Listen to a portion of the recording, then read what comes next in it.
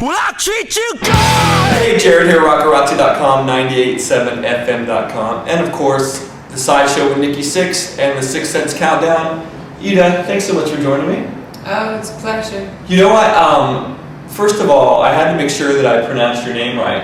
And I'll tell you because my wife was looking about information, and apparently people call you Ida a lot, and that really pisses you off. So I want to start off on the right foot.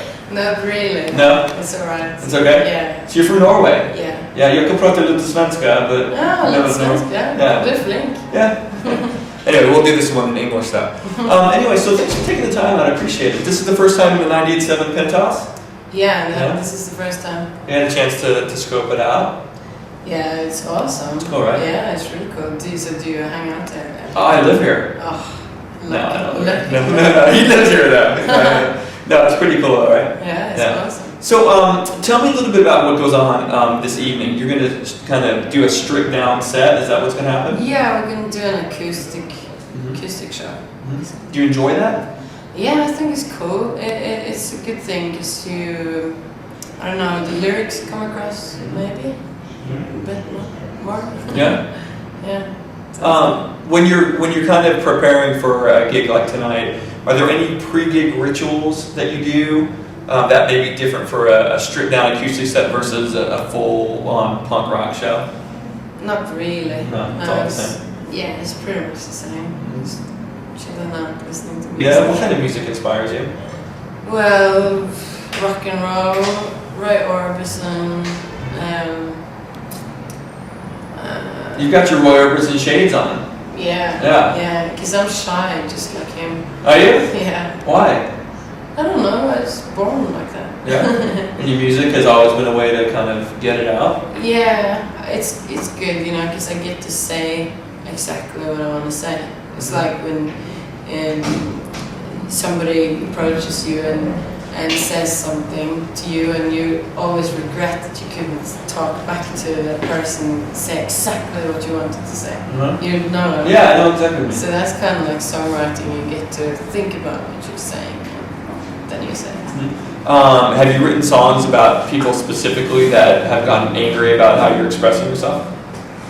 Yeah, sure. I mean, what comes out in the lyrics is one thing, but what comes out in the music is also, another thing. Emotions. If you're angry, you're writing something that's pretty angry music. If you weren't doing this, what do you think you'd be doing?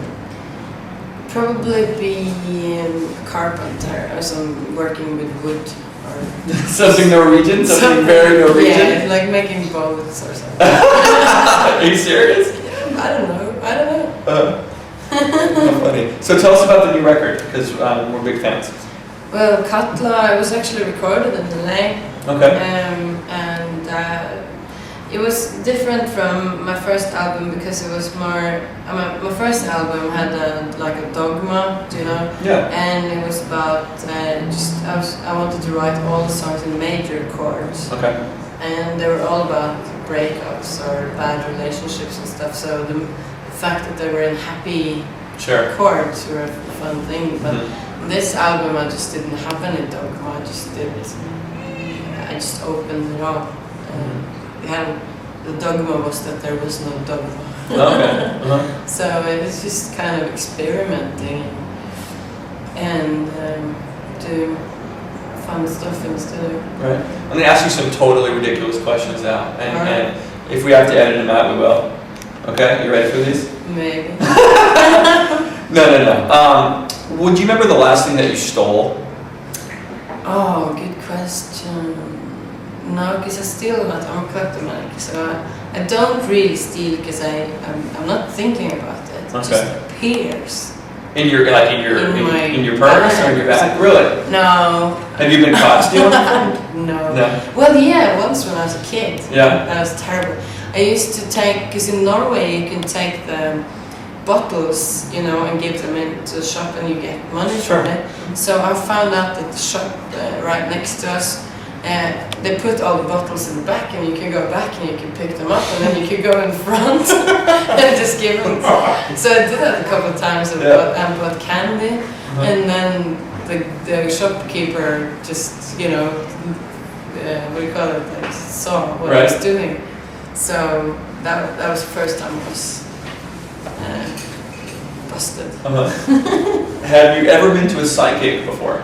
Psychic, person I read. Oh yeah, sure. In the north of Norway, we have a lot of psychic people, you know, Okay. and it's the native people, and they tell your fortune in a cup of coffee. If you when you drink it all, Okay. and then they see the pattern of the leftover stuff. You know. Did you learn anything from that? Actually, I'm a psychic myself. You are? Yeah. So you're clairvoyant. Pretty much. So can we do a reading, you and me right now? Sure. Do you need my palm? I would need a cup of coffee. I need a cup of coffee. How about a beer? Will a beer No, work? no. No. Okay. Well, we don't have a cup of coffee, but we should have planned. With the plate. Oh, with a plate. Yeah.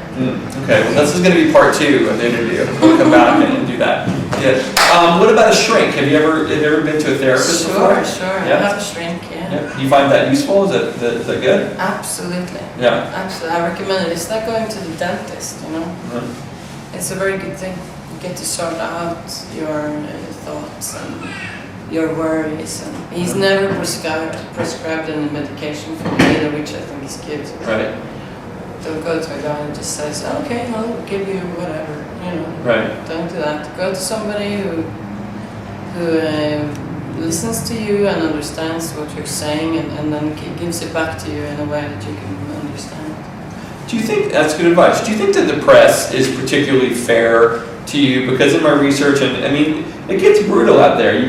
There's this kind of stigma about you that you're a troublemaker, and that you show up to shows late, and you purposely forget. I mean, do you know that that's what's going on, or do you just keep away from that? Well, I don't know. I didn't know I was. I don't think I'm showing up to shows late. It's all press. It's BS probably, but yeah. Yeah, I don't know. I don't care. You know, it doesn't have anything to do with me. It's important though that people understand that the press is its own animal, and yeah, I mean, I'm in a business where I get coverage, you know, from press, whatever, and it's just most of it isn't true, you know. So you don't spend any time Googling yourself, do you? Huh? Well, I have. You do. You Google Yeah, yourself. I have done that, and it's not healthy. No. Yeah, going straight to my shrink and my psychic. Right. All right. So, a couple more questions. Tell me about what kind of writer are you? Are you the girl that wakes up in the middle of the night, scribbles on the back of bills? Do they come from dreams? What kind of inspires you? Well, basically, when I have time, I write songs all the time, and I scribble things, you know, just because the best time to be creative is almost exactly when you're falling asleep. It's between being awake and being asleep, because that's kind of when the dreams kick in, and that's where your brain just goes. It doesn't censor anything anymore, and that's why every time when you fall asleep, you get a great idea, and you're like, oh, I can write this down, but I write it down, but then I don't do anything. I have like stacks of things, but I'm more like, I have to know that nobody's going to interrupt me for an hour, because the most frustrating thing is if you start writing and somebody's interrupting you and you lose what you were thinking of. 2 more questions. Yeah, You ready for these? sure. This is a big one. Do you believe in love? Yeah, of course. Yeah. Have you been in love? Oh yes, Yeah. I am right now. You're in love right now? Yeah. Yeah, can we talk about it? No. We can't? Yeah, Oh, of this, course we can this talk. isn't going anywhere. We can talk about love. Okay, but we can't talk about your personal life, like who you're in love with. Yeah, sure. We can't? We can't? No, we no. can't. Okay, all right.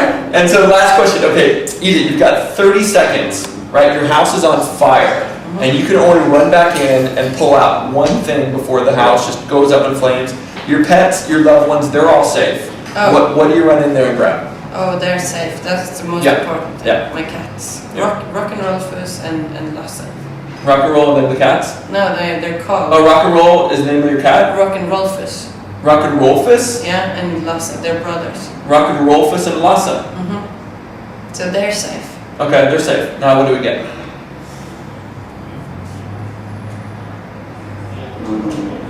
You can't say the coffee cup either. I don't know. I'm not. Possessions not really for you? No. No. Okay. Can I have one of these? This is what I would get. Dude, I got a bellyache. I would run in and get some toilet paper. Yeah. Because you never know when you're gonna. Anyway. Okay. My name is Ida Maria, and you're watching Rockerazzi. Will I treat you good?